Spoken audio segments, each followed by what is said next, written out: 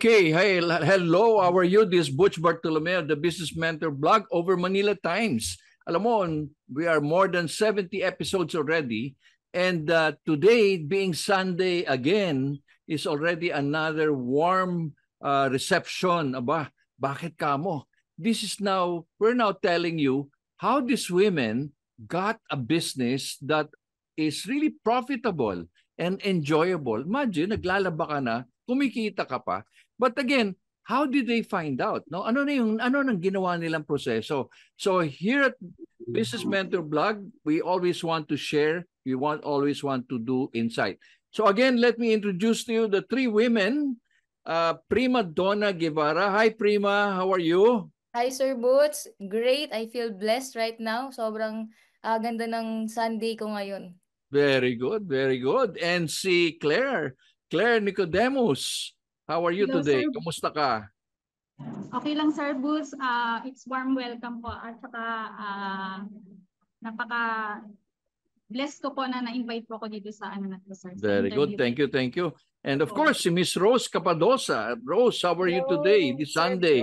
I'm good, and I'm really feel so excited in this new chapter, milestone in our career, professional life. So I'm thankful also for being invited here. Correct. Mukhang look at their, readers. I want you to look at the background of these two ladies. They're running washing machines. Okay, and as we talk, it's earning. So again, Prima, pakilala ka. Paano ka kumuha muna nitong franchise nitong Tipid Sulit? Ano ba talaga ang ginagawa mo dati, Prima? Ayun, so hi everyone, I'm Prima, and start ko lang yung kwento ko na hindi lang ako nag-iisa sa journey na to because I'm with my mother. Actually, siya yung naging inspiration ko kung ba't ko gusto magnegosyo. And there, sabi niya, mag-aral kayo ng mabuti. At nag-aral kami ng mabuti. Nakapagtapos po ako ng accountancy at kahit papano ay yung mga skills nila. And of course, developing yourself to become a business owner and most especially an investor. So doon po kami nag-start, yung dati na po kaming may negosyo, pero sabi ko sa nanay ko, kailangan natin ng something passive. Yung konti lang yung management time, pero kumikita pa rin tayo. Nagkataon po na meron kaming konting ipon at nakilala po namin si Sir Roderick from space po ni RD Aryan. And then there, umattend po ako ng mga seminars na pinuputa po nila ng Tipid Sulit. Nakita ko kung gaano kaganda ang negosyong to, ang laundry business. Totoo nga po na naalala ko sinabi ni Sir Roderick, ang mga Pilipino kahit na sapat ang kinikita, gusto pa rin laging malinis ang damit. Correct. So, doon ako na-inspire. Maganda yun. So in other words, Prima, ikaw ay natapos pala ng accountancy, ikaw ay certified public accountant, no? Board passer, and all of a sudden, nagtrabaho ka sa isang audit firm, but again, nag-shift ka, no? Was that an easy decision, Prima? Actually, at first, sir, hindi eh. Kasi sabi ko, ano ba itong inaral ko? Kaya, hindi ba madali ba? I mean, the flick of the finger, sabi mo, bumalik ka na agad sa nanay mo, sinabi mong, ay, babalik na ako dyan sa probinsya, sa Isabela. Okay, para bang... It wasn't an easy decision, sir, kasi, syempre, as a 22-year-old that time, sabi ko, kailangan may mapatunayan ako sa sarili ko. Okay. And then, siguro, ininais na rin po ni Lord na lakasan ang loob ko para sabihin sa kanya na pwede ko siyang tulungan. So yan ang okay, so let's go now to the other one. Oh, Claire, ikaw naman ang ganda ng storya mo. Ikaw yung nakaka-inspire na story. Paano ka ba naging paano mo nakuha yung franchise nitong Tipid Sulit at ano ba dati ang ginagawa mo, Claire? Before kasi, sir, nag-apply po ako as laundry staff dito sa Tipid Sulit Laundromat. So, ayun, sir, then later on po, inoperan po ako ni Sir, na-meet ko si Sir Roderick Bilag. Tapos inoferan niya po ako ng trabaho na as a office work. So, dalawa lang po yung tanong niya kung tatanggapin ko or hindi. So, doon ako nag-take po ako, inano ko po talaga, nilabanan ko yung ano, kasi ang liit po ng self-confidence ko noon na ultimo pag open ko po hindi ko po alam kung paano i-open yung laptop, kaya hindi ko alam kung magagawa ko po ba ng maayos yung magiging trabaho ko. So, pero nilabanan ko yun, sir. Tinanggap ko po yung offer ni Sir Rod. So, medyo mahirap lang po yung naging transitions ko. Kasi iba po ang responsibility as office work ka, dun sa London staff ka. So, ah, pero sa araw-araw po na pakikipag-usap ko sa mga franchisees, sa mga kliyente, doon ko po na build yung confidence ko. Tapos, na-overcome ko po yung mga takot na nangyari po nun sa akin. So, tapos So, dun, sir, anong time po na rin na yun, si Sir Rod po ano po siya na why not po na bakit sa ibang mga franchisee na bibigyan niya yung tulong ng negosyo na hinahanap po ng mga gustong magnegosyo, bakit hindi po niya sa mga empleyado na itulong yung mga tawag doon. binigyan ka ng break, in other words, di ba? Para bang binigyan ka ng pagkakataon. So, anong ginawa mo? Sinunggaban mo agad yung opportunity, ganun ba? Nagkaroon ka ng confidence, di ba, Claire? All right. So, yeah. Okay. So, punta naman tayo kay Rose. Rose, paano ba talaga? Mukhang iba itong si ating Rose natin dito. Rose, paano ka ba before you got a franchise ano ba talaga ginagawa mo ngayon? Okay. Habang nagkikwento sina Prima at saka si Claire, may mga similarities din naman akong nakuha doon sa mga kwento nila. Unang-una, yung sinabi ni Prima, hindi lang naman ako ang nag-decide. Kasama ko dito yung husband ko na si Joey. Although kasi this is for Women's Month, kaya siguro ako yung dito. Pero he is the one hands-on kasi hindi naman ako pwede maging hands-on talaga. I was asked to be the proprietor, but actually siya yung hands-on. Particularly before starting this, I consider myself as a multidisciplinary academic. Oh yeah. So I started actually most of my years, of course, nasa corporate, nag-work ako sa corporate because my undergrad is BS Business Administration in UP. So ako as an employee, as a staff there. Then later I shifted to public service, NGO, public service. Tapos most of my work is now in the academe. So I'm actually a professor, assistant professor, and the program chair at the UP Open University, Master Public Management Program. And actually I just transferred from UP Diliman to UP Open University this January. And before that, actually something happened. Actually, ang kwentong ito is about my husband. Actually, katulad nung kay Prima, I decided to support this business because of my husband, because he decided to actually file an early retirement because he was actually most of his working years is an OFW, a seafarer. He is an Ilonggo, and ang alam lang nila talagang source of livelihood is sa seafaring.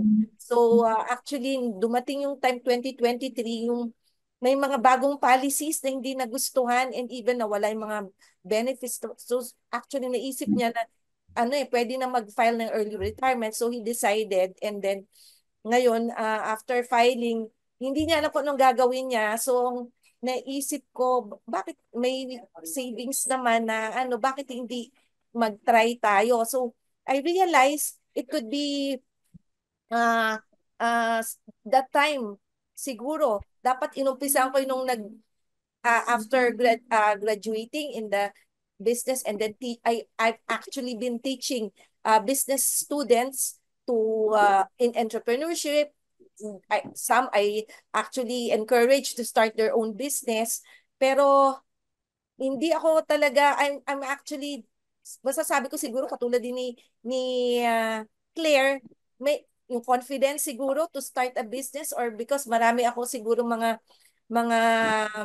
um, questions or about putting up because I've been teaching, pero yung practice medyo Iba yung pagtuturo, iba yung sa actual, no? Talagang yeah, okay. Yeah, medyo para bang sinabi, oo, parang sinabi nga ni Rose, si Rose si Prima CPA. Pero ngayon, she's counting money on her own, di ba? Yan. But anyway, lahat tayo may istorya, di ba? Ang ganda. Si Claire na isang staff na ang galing no? Imagine, pwede pala 'yon, ha? Ikaw ay isang staff na nandiyan ka sa laundry, sa tipid sulit, all of a sudden nag-rise up ka pero na-build yung confidence mo, no?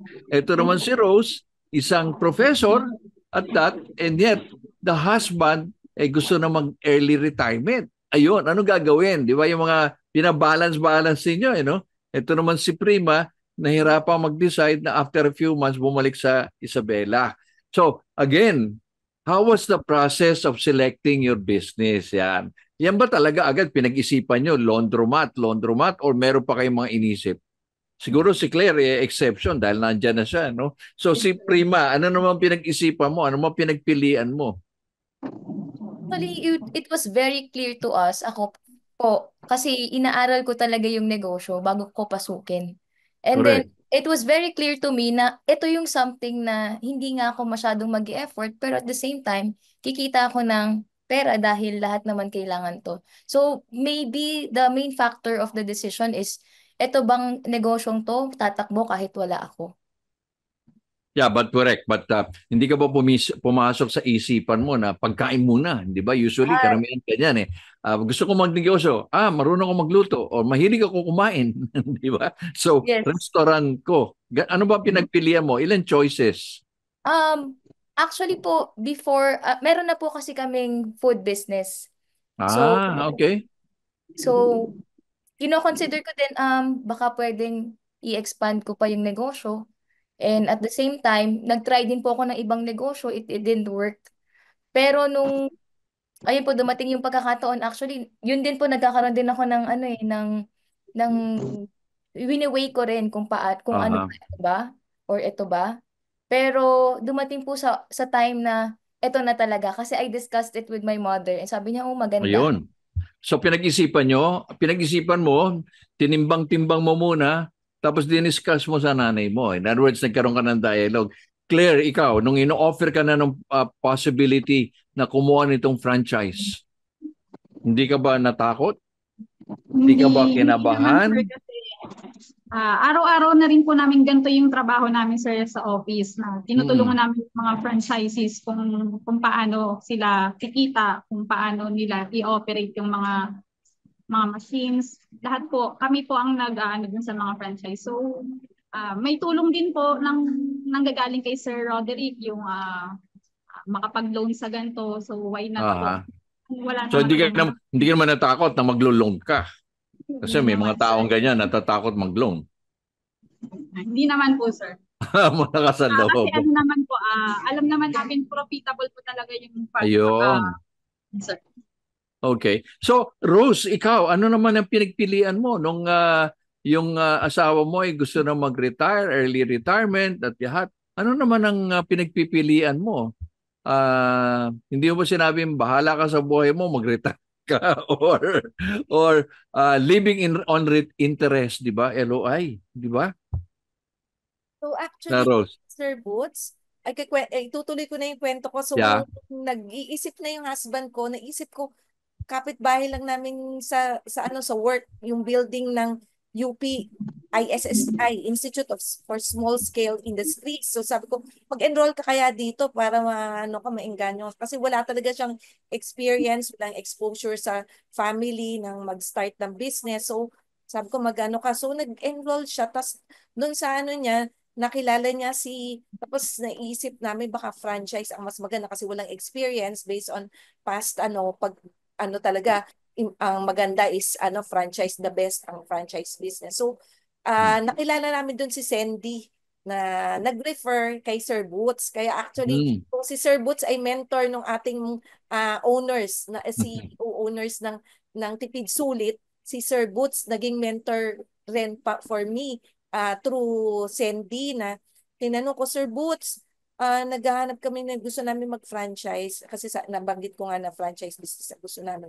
Una, food talaga, pero ang suggestion ni Sir Boots, mas maganda ang laundry. So nag-isip, tapos nasuggest nga niya yung Tipid Sulit kasi nag-mentor siya dito. And actually, nung after that, kami, sinabi niya kung anong mga estimates, ganon, yung financial capability, pasok doon, yung financial capability namin, yung business attractiveness, kung may future na mag-invest, tapos in terms of our time in managing it, kasi medyo busy ako, ganon, tapos Yeah. tulong din sa marketing, and then yung supply chain, infrastructure, pati yung mga yung kanyang scalability in different the business cycle na consider din namin to, and then yung sustainability ng demand na affirm ito nung kinontak na namin si Rod na nagbigay ng